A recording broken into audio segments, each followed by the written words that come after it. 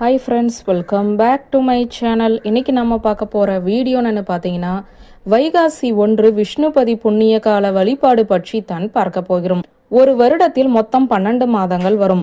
3 மாதங்களுக்கு ஒரு முறை வரக்கூடியது தான் இந்த விஷ்ணுபதி புண்ணிய காலம். அதாவது வைகாசி 1, ஆவணி 1, கார்த்திகை 1, மாசி 1. இந்த 4 மாதங்களிலுமே வரக்கூடிய முதல் நாளன்று விஷ்ணுபதி புண்ணிய காலம் என்பது வரும். இந்த நேரத்தில் பெருமாளை நாம் வலம் வந்து வழிபாடு செய்வதன் மூலம் நம்மிடம் இருக்கக்கூடிய அனைத்து விதமான வறுமையும் தரித்திரமும் நீங்கி செல்வ செழிப்புடன் வாழ முடியும். அந்த வகையில் வைகாசி முதல் நாள் செய்ய வேண்டிய விஷ்ணுபதி புண்ணிய கால வழிபாட்டை பற்றி தான் இப்போது பார்க்க போகிறோம்.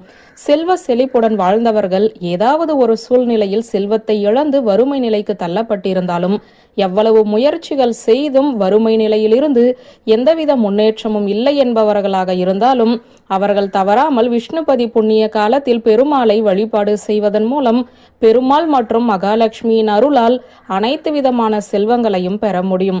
அந்த வகையில் வைகாசி 1ஆம் தேதி மே மாதத்தின் 15ஆம் நாள் வியாழக்கிழமையன்று பிறக்கிறது. நாளை காலையிலேயே பிரம்ம முகூர்த்த நேரத்தில் எழுந்து சுத்தபத்தமாக குளித்து முடித்துவிட்டு வீட்டு பூஜை அறையில் தீபம் ஏற்றி வைத்துக் கொள்ளுங்கள். பிறகு கையில் சிறிதளவு பச்சரிசியை வைத்துக்கொண்டு கிழக்கு பார்த்தவாறு நின்று கொண்டு ஓம் குரு குரு வசி வசி எனும் மந்திரத்தை 27 முறை கூறி வீட்டிற்கு வெளியே சென்று வடக்கு திசை பக்கம் போட்டுவிட வேண்டும். அடுத்ததாக அருகில் இருக்கக்கூடிய பெருமாள் ஆலயத்திற்கு செல்ல வேண்டும். அவ்வாறு செல்லும் போது 27 என்ற எண்ணிக்கையில் நாணயங்களையும் பூக்களையும் எடுத்துக்கொண்டு செல்ல வேண்டும். முதலில் கோபுர தரிசனத்தை செய்துவிட்டு கொடிமரத்தை முழு மனதோடு வழிபாடு செய்து கொள்ளுங்கள். இப்போது கொடிமரத்துடன் சேர்த்து பெருமாளின் கருவறையை 27 முறை சுற்றி வர வேண்டும். ஒவ்வொரு முறையும் நாம் சுற்றி வரும்போது நம் கையில் வைத்திருக்கக்கூடிய பூக்களில் இருந்து ஒவ்வொன்றாக கொடிமரத்தில் சமர்ப்பணம் செய்து கொண்டே வர வேண்டும். மேலும் இவ்வாறு பெருமாள் ஆலயத்தை சுற்றி வரும்போது ஓம் ஸ்ரீம் லலிதம் லம்போதரம் எனும் மந்திரத்தை மனதார உச்சரித்து கொண்டே வலம் வர வேண்டும். 27 முறை சுற்றி முடித்த பிறகு கையில் இருக்கக்கூடிய 27 நாணயங்களில் சிறிதளவு மஞ்சள் மற்றும் குங்குமத்தை போட்டு கருடாழ்வாரை முழு மனதோடு வழிபாடு செய்ய வேண்டும். அவ்வாறு வழிபாடு செய்யும் போது கண்டிப்பான முறையில் நம்முடைய கைகளில் அந்த 27 நாணயங்கள் இருக்க வேண்டும். பிறகு நேராக பெருமாள் சன்னதிக்கு சென்று பெருமாளின் திருவடிகளை தரிசனம் செய்ய வேண்டும்.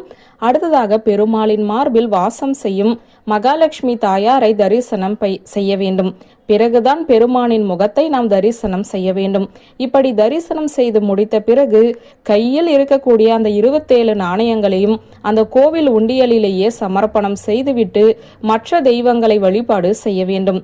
மற்ற தெய்வங்களை வழிபாடு செய்த பிறகு ஆலயத்திலேயே அமர்ந்து பெருமாளின் நாமங்களை கூற வேண்டும்.